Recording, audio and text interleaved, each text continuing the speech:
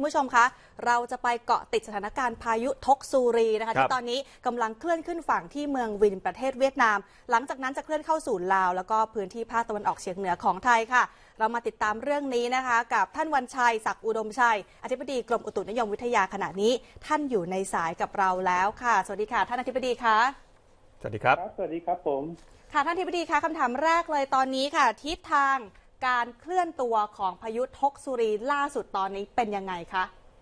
ครับเมื่อตอน10 โมงเนี่ยพายุทกซูรีซึ่งมีค่าเป็นพายุไต้ฝุ่นนะครับได้ขึ้นฝั่งทางตอนใต้ของเมืองวินนะครับเหนือเมืองดองฮอนนิดหน่อยนะครับได้ขึ้นฝั่งแล้วเมื่อตอน10 โมงนะครับและขณะนี้กำลังเคลื่อนตัวทางตะวันตกนะครับคาดว่าจะเข้าลาวแล้วก็จะมีผลกระทบอาจจะเคลื่อนผ่านไทยแถวบริเวณจังหวัดนครพนมนะครับแล้วก็จะพวกนี้ก็จะเคลื่อนเลยไปจนถึงแถวจังหวัดน่านนะครับแล้วก็ขณะเดียวกันก็จะค่อยๆออกตัวไปเรื่อยๆจนสลายตัวไปนะครับก็คาดว่าจะมีผลอยู่ในประเทศไทยก็คือในวันนี้พรุ่งนี้นะครับพอวันที่17นี้ผลลักษณะสภาพก็จะค่อยๆคลี่คลายไปเนื่องจากพายุสลายตัวไปครับครับแล้วระดับความรุนแรงที่จะเกิดขึ้นกับประเทศไทยคือถึงแม้ว่ามันจะเป็นระดับของพายุไต้ฝุ่นแล้วความรุนแรงที่ประชาชนจะต้องเจอเป็นแบบไหนครับท่านครับเราคาดว่าขณะที่เข้าประเทศไทยนะครับน่าจะอ่อนลงประมาณเป็น depression นะครับก็คือจะทำให้เราคือความเสียหายเรื่องลมอาจจะไม่เท่าไหร่นะครับจะมีบ้างในบางพื้นที่แต่ปัญหาคือจะมีฝนตกหนักที่หนักมากเป็นบริเวณกว้างเลยนะครับก็คือมันขึ้นนครพนมแต่ไม่ใช่ว่ามันจะมีฝนตกเพราะนครพนมนะครับมันจะคุมลงมาจนถึงอีสานตอนล่างเนื่องจากขอบเขตพายุนี่รัศมีประมาณ 2-300 กิโลเมตรนะครับเพราะฉะนั้นก็จะมีฝนตกปกคลุมอีสานเกือบทั้งหมดนะครับเพราะฉะนั้นที่น่าห่วงคือพื้นที่เดิมที่มีน้ำท่วมขังอยู่อย่างเช่นแถวสกลนครหรือแถว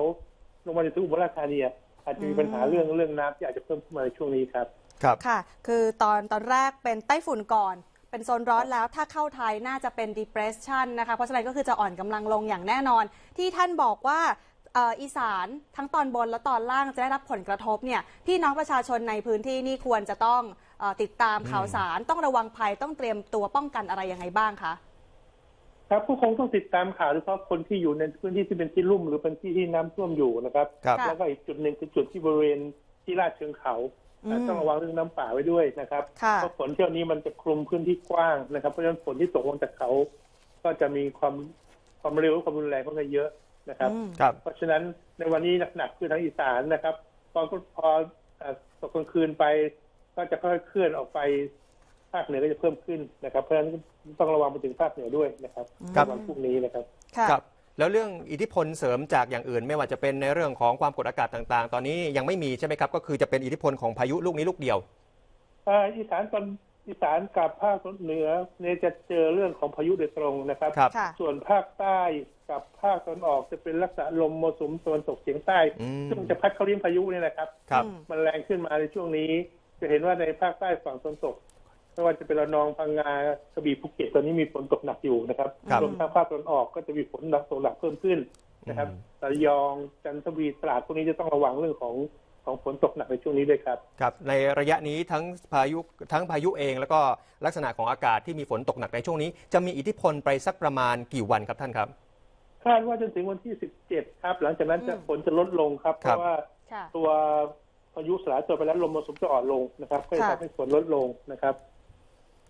ครับผมไปถึงตั้งแต่วันนี้ไปจนถึงวันอาทิตย์นี้นะคะก็คือตลอดช่วงสุดสัปดาห์นั่นเองคราวนี้ประชาชนจะสามารถติดตามข้อมูลเตือนภัยจากช่องทางไหนได้บ้างคะท่านอธิบดีคะครับอันแรกก็คงจะติดตามจากสื่อมวลชนทั้งหลายไม่ว่าจะเป็นวิทยุโทรทัศน์นะครับโดยเฉพาะ RBC นี่ก็เป็นจุดหนึ่งที่สามารถติดตามได้นะครับส่วนถ้าท่านยังต้องการข้อมูลเพิ่มเติมรายละเอียดสามารถไปติดตามได้ในเว็บไซต์ของกรมอุตุนิยมวิทยานะครับ www.tmd.go.th ซึ่งจะมีข้อมูลอัปเดตทุกๆต่อเวลานะครับบางอันทุกครึ่งชั่วโมงบางอันทุก10 นาทีก็มีนะครับอีกทางหนึ่งก็คือทางสามารถดาวน์โหลดแอปพลิเคชันไทยวิเตอร์เข้ามาใช้ในมือถือได้ด้วยนะครับถ้ายังสงสัยสามารถติดต่อทางสายด่วน1182ได้ครับ1182แล้วความร่วมมือที่เกิดขึ้นนะครับระหว่างในเรื่องของการประสานข้อมูลจากกรมอุตุนิยมวิทยาจากหน่วยงานอื่นๆที่เตรียมรับมือกับพายุลูกนี้มีการประสานงานกันไปถึงไหนแล้วครับท่านครับครับเรามีการประสานงานตลอดเวลานะครับไม่ว่าจะเป็นกรมชลประทานหรือกรมป้องกันและบรรเทาสาธารณภัย ทุกเช้าเจ้าหน้าที่เราคุยกัน แล้วก็ประสานข้อมูลกันและส่งข้อมูลให้ตลอดเวลานะครับก็ทุกครั้งที่มีลักษณะการเปลี่ยนแปลงเราจะแจ้งให้หน่วยงานที่เกี่ยวข้องนะครับเพราะทางกรมวิทยาเราก็ไม่สามารถที่จะไปบอกได้ว่าจุดไหนจะเกิดน้ำท่วมชัดเจนก็ต้องให้ในพื้นที่คือกรมชลกับกรมบรรเทาสาธารณภัยซึ่งเขามีเจ้าหน้าที่อยู่ในระดับพื้นที่จะรู้ว่าพื้นที่ไหนมีความเสี่ยงมากน้อยเขาจะรับช่วงต่อไปครับค่ะท่านอธิบดีค่ะคำถามสุดท้ายแล้วนะคะขอความมั่นใจให้พี่น้องประชาชนที่กำลังดู NBT อยู่ตอนนี้ค่ะว่าพายุทกสุรีที่จะมาสุดสัปดาห์นี้เราต้องกลัวไหมต้องอพยพจะต้องอะไรไหมหรือว่าจะรุนแรงไม่มากหรือน้อยอย่างไรค่ะพายุตัวนี้ก็คงทำให้เกิดฝนตกหนักนะครับก็คงมีน้ำท่วมในพื้นที่ของภาคอีสานกับภาคเหนือในวันพรุ่งนี้นะครับเพราะฉะนั้นก็สำหรับผู้ที่อยู่ในที่ลุ่มหรืออยู่ทางน้ำหรืออยู่อย่างที่ห่วงคือพวกที่อยู่ลาดเชิงเขานะครับเพราะลักษณะน้ำป่าลงมามีความรุนแรงมีเรื่องของดินโคลนถล่มลงมาด้วยอาจจะทำให้เกิดความเสียหายได้นะครับแล้วก็อีกอย่างก็คือบ้านที่อยู่ใกล้ๆต้นไม้ใหญ่ๆนะครับช่วงนี้จะมีเรื่องของต้นไม้ล้มเยอะนะครับต้นไม้ใหญ่เนี่ยอาจจะต้องลง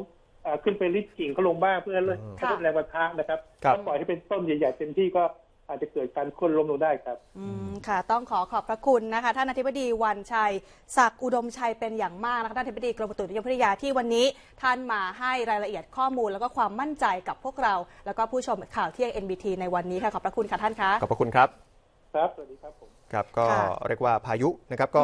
ต้องติดตามนะครับไม่ใช่ว่าไม่น่าเป็นห่วงเลยนะครับก็ต้องมีการติดตามอย่างใกล้ชิดตั้งแต่วันนี้เป็นต้นไปจนถึงวันอาทิตย์ที่17นี้ต้องติดตามอย่างใกล้ชิดนะครับถึงแม้ว่าจะเป็นพายุ depression แล้วนะคะแต่ว่าพี่น้องประชาชนวันนี้นะคะโดยเฉพาะอย่างยิ่งพี่น้องในภาคอีสานตอนบนตอนล่างรวมถึงที่มีผลกระทบอยู่แล้วไม่ว่าจะเป็นสกลนครนะคะก็ต้องให้ระวังเอาไว้ด้วยรวมถึงผู้ที่อยู่ตรงที่ลาดเชิงเขาเพราะอย่างท่านอธิบดีบอกไปว่าน้ำป่าจะไหลลงมาแรงนะคะต้นไม้ใหญ่อาจจะหักโค่นขอให้